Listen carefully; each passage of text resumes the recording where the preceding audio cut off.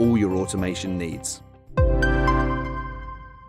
Well, hello and welcome to our latest podcast. My name's Andrew from i4 Automation. My name's Tom, also from i4 Automation. And today we're going to talk to you a little bit about servos and more importantly, I guess for us, what we know about is the Unitronics servos. Yeah. And I'm guessing a lot of it's applicable to other servos, but we're going to tell you a bit about our servos and when you should be using them and when not to be using them, really. Yeah, so we used to use third-party servos, connect them up to our PLCs and stuff like that, using Ethernet connections and sending commands down to them and going through the process of marrying up all of the addresses and everything. But then Unitronics came with their own version, their own branded EtherCAT. Well, don't mention the word branded. Can't say that. Well, they are not just branded. They haven't just stuck a label on a servo drive.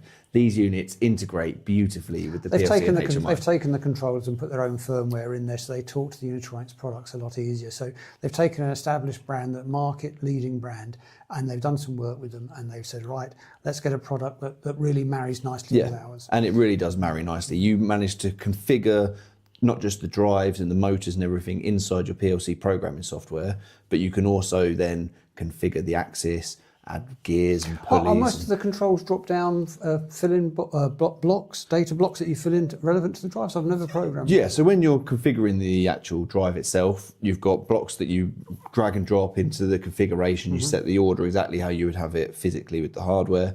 But then you've also, when you're controlling the drives, you've got function blocks inside your ladder logic that you can use. Power the servo on, move it to an absolute position, and incremental, move it just a certain amount, stop the drive, all of this kind of stuff. And you can do that just from the function blocks inside that. So to go back a step, when would you use a servo? When would you use an inverter drive? So if you're using an inverter drive, you're just telling it go for a certain speed for a certain amount of time. And obviously with that, you could attach an encoder to it, get yourself to a certain position.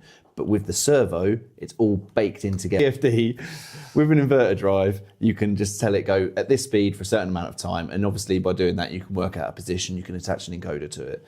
But with a servo drive, it's all built in together. And it means that you actually say, right, go to this position, and you can set up an acceleration, deceleration, make sure it gets that. You can more finely control the speed and the position of a servo motor. Exactly. In broad terms is what you're saying. Yeah, normally if you want to go to a certain position, you would use a servo drive. If you just want to run something for a certain amount of time, you would use an inverter. You also get 100% torque at zero speed with a servo, which you don't get with a... Yeah, so that effectively means it will hold its position. Yeah, so if you had it in a vertical axis, you could, if it was big enough, hold it in that axis without it falling down with gravity. If that makes sense. Okay. So you could hold that, but we've also got brakes. We've got mechanical brakes, so there is the option. So this is an interesting thing. So you can configure them with a brake or without a brake. Okay. They all come with absolute encoders. Yep. So you can then downgrade that to an incremental encoder if that's all you want, but it just makes life a lot easier. I've got one of the older ones here with the cables on it because we now have the cable separate. Yeah. So you can have up to 20 meters, I think, cable length. But this shows you the, on the one I'm holding in my hand here, there's a round can on the end of it, which encompasses the encoder, which is... An absolute encoder. 23-bit, that was the word I was looking for. 23-bit encoder, yeah, 23-bit absolute encoder. And I think you were saying on the new ones, you don't choose an absolute or an incremental encoder. They all come with absolute. So and then you set that in the software to change between the fact you can change the cables, there's two types of cables. There is robotic cable, so it will take a lot more stress when it's going on a robotic arm, or standard cable, a little bit lower cost, but a nice robust cable. But with our servo systems, you have the motor, which comprises of the encoder. You could put a brake on the end of that, and you've got the motor, and you've got the shaft, and then you have the controller, which it plugs into. Yeah. So the two of these, the controller and the servo, form a closed loop. Yeah. And that closed loop will give you, say, right, go to position X.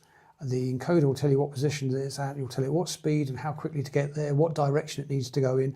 You'll send that information down from the controller down to the servo, and that will control it as a closed loop, which gives you the high precision and the high accuracy with the 23-bit encoder. Yes, so because you're not reliant on the scan time of the controller, the drive will just go to that position straight away. As soon as the encoder hits that position, stop the drive, and then you get real high resolution. You've got to remember with a PLC, you read all the inputs, you process the code top to bottom, right to left, gets to the bottom, you refresh all the outputs. That scan time depends on how big the program is. You can't afford that discrepancy with a servo application. When you're trying to control an application, you need high precision, position and accuracy. So the controller, the servo motor work independently of the PLC. The PLC sends down signals to that. Yeah, and that's why in these drives they allow you to put limit switches directly into the drive itself. So you're not reliant on inputs going to the PLC. If you're running at quite a fast speed, that means that you don't have to wait for the scan time to say, right, you've hit that limit. Those inputs would typically be used if you overrun. Yes, exactly. So if you miss the stop and you're about to crash into the end of the over travel switch will turn over travel, that's the term I was looking for. Just the other thing, while I've got this in my hand, these are bookcase mounted. What that means is they can be mounted side by side, so you can get a lot of drives into a very compact space. Yeah. I was with a customer on last week, and he had 9 servos in one cabinet. Yes. You know, a nice application there, and he's looking at building some very unique products with that. It's a nice little application. And these are IP65 Class F heat rated. Yeah. So really robust unit. Connect that up into your panel, and you're good to go. You've got one cable going from that to your PLC controller, the drive, then drives your motor, obviously. It's fair to say we've got 2 versions of this. Okay. So we've got a CANopen and we've got EtherCAT. Yes. So that will also affect which PLC you pick. You need to have a PLC that's compatible with EtherCAT, for example, if you go down the EtherCAT route. Yes. But EtherCAT seems to be the more popular way of going forward. And also with the EtherCAT option, it has STO built into it. The CANopen doesn't. So just remember that in terms of specifying, if you want the STO function, you want to have the EtherCAT. Yes. Okay. So in terms of programming it doesn't change whether you use CAN bus or you use EtherCAT, but like you say, with the actual hardware, you've got extra STO functionality on the EtherCAT. Oh, okay, yeah, brilliant. So you've got a couple of choices to make. You need to size your servo. You know, that's the first thing. We have got a document that we can send to people that you can fill in. We'll send it back to the factory, and they will help us do the specification in terms of the size. They tell us the mechanical properties that they're trying to move. You know, how much force do you need? I mean, the servos range from 100 watts up to 7.5 kilowatts. More importantly, it's how much torque it produces. Yes. And I'm not going to pretend to try and remember the amount of torque each one produces, but you need to work out the amount of torque. You need the amount of force you need. You know, how much effort is needed to move something. Yeah. And that's the important thing. And the amount of effort will change on an application. For example, when the gearbox warms up and the oils warm up, you'll need less force to move something. Yes, okay. Yeah. So you need a bit of play in terms of working out that calculation. Yeah, okay. But you can connect multiple of these together. There's a in and an out port on there for the EtherCAT connection. Yeah. So you can just daisy chain these together, make an installation really, really simple. And really easy to use, really integrate it with your program quite nicely. Yeah. You can do S-curves. Yes, so okay. you get nice acceleration, nice soft start and a nice soft stop, and that means you can get up to optimum speed, and it allows you to stop more accurately, but it also stops you if you've got a carriage of products. Let's say you've got bottles standing upright, they're not all going to fall over because you stop dead. Yes, okay. Because you decelerate nice and slowly. So then you don't have to program that into the logic at all. It will just handle that movement. That's just a function in the PLC programming that you send it down the S-curve. Oh, yeah, really? We don't have inter-axis interpolation. No. Sounds rather grand, and if you're not aware of what it is, you mostly don't need it. But if you want to do circles, yes. So you want to move 2 axes simultaneously, it will do it, but it will do it in steps. And so when you really look at it very finely, it will move axis X, axis Y independently. So this is how I think about that in terms of like CNC turning machines and stuff like that. If you're trying to move the cutting bit around and make a radius on a lathe or something like that, then you need that interpolation axis. But you can do multi-axis coordination with this. Yes, that's all built in. That's one of the features. Okay. So there's lots of functionality there. So just to go over that again, you need to specify the size of the motor, how much torque you need. Mm-hmm. Do you need a brake or not? They all come with absolute encoders. How long is the cable you need? So how long is the cable between the motor and the servo amplifier, the servo controller? Yeah. And then you're looking at, on the servo controller, do you want it to be EtherCAT, beg your pardon. Yeah. EtherCAT, or do you want it to be CANopen? Yeah. And then the other factor to think along with that is if you need STO.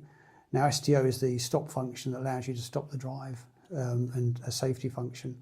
So that's quite important for a lot of people, and that will save you money in terms of other safety relays and other functions. Yes, STO is not a brake itself, but it allows it to freewheel. It allows it to stop in a safe manner. Yeah, yeah.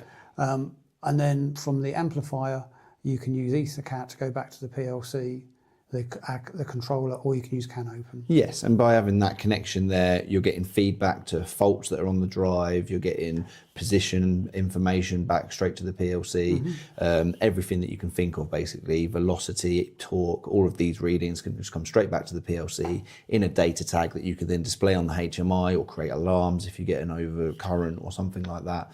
And so not only are you going to get these alarms displayed on the display of the actual servo drive itself, but you've instantly got that straight back onto the HMI, and it's all integrated with the system. But let's face it, if it's on the front of the amplifier, it's going to be a coded number. Yes, exactly. It's not going to tell you an awful lot until you dig the manual out. Yeah. If you have it in the PLC, you can have it saying something realistic. Giving you a code that you. And Unistream, as soon as you configure one of these units, don't worry, you got another foot, you'll be all right. But as soon as you configure these servo drives inside the PLC application, it actually gives you the option to load in a demo software, which basically just gives you everything you need, more than you might need to actually control a simple application. But it gives you all of the functions. If you get an error code on there, it actually gives it to you in text, and it gives you all of this information. I've seen people building up projects with these servo drives where they keep those demo screens in the back end of their PLC program. There's a lot of memory available to you on the Unistream, so they've got their normal PLC application, and then you press a button and it goes into like a manual mode, an engineer's mode. Yeah, exactly. Yeah, exactly. Oh, okay. So you can just and then it configure that for you. As soon as you add these servo drives in, it says, "Oh, do you want to configure the built-in demo?" I can't remember what they call it. It's like a demo software that it just loads into your program. So that can be good to go straight away. It really can be a plug-and-play situation. What else do we need to know about the servos? What's the delivery like? Delivery, fantastic, amazing. That means you don't know. I'll tell you what the delivery like. On one-off units, there's normally 1 to 2 weeks. It's very quick. Yeah. If you're looking for 5 or 6 or 10, it's going to be a bit longer because they don't keep all the options large quantities in the factory. So the best thing to do is have a chat with us, and once you've decided what you need, you build. Obviously build one unit as a prototype. You're not likely to need them all the same size. Yeah. And then there is at least one of each size in the factory normally, but there are exceptions to those rules. Yeah. Oh, brilliant. I think they're a great bit of kit, really easy to set up, really easy to get going. Like I say, you've got the demo software in there. From my point of view, from programming the devices, it's really good. It's where the mechanical kind of side of it comes in and all that kind of stuff. But that's the same with any servo drive. But if you have a Unitronics PLC, you want to add in some servo control, it's a fantastic use. If you have a servo application and you want to be able to control it nice and easy, then the Unitronics system is going to be perfect for that. Okay, and that's the B5 range, which is our current range. B6 range? B6, sorry, beg your pardon. I'm thinking about inverters for some reason. I don't know why that popped into my mind. Is it the B6 or is it the E5? It's the E5, I'm sure it is. E5S. Who gets the manual out? It's all gone to pot, isn't it, when you have to get the manual out to check the range? Oh no, it's B5 and E5. So we're both right. So what's the difference between the B5 and the E5? EtherCAT. So the E5's got EtherCAT on it. Okay, so that's easily distinguishable. Yeah. But it is the same motors for both applications. Yeah. And it is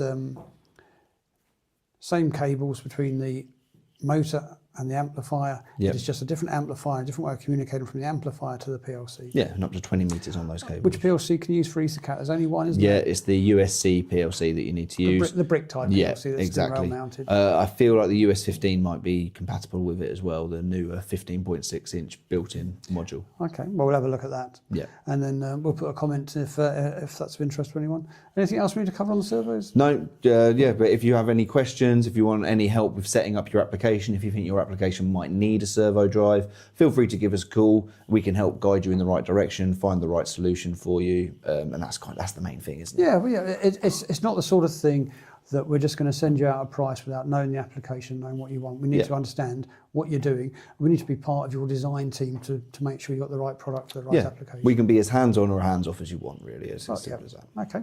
Don't forget, like and subscribe. For all your automation needs.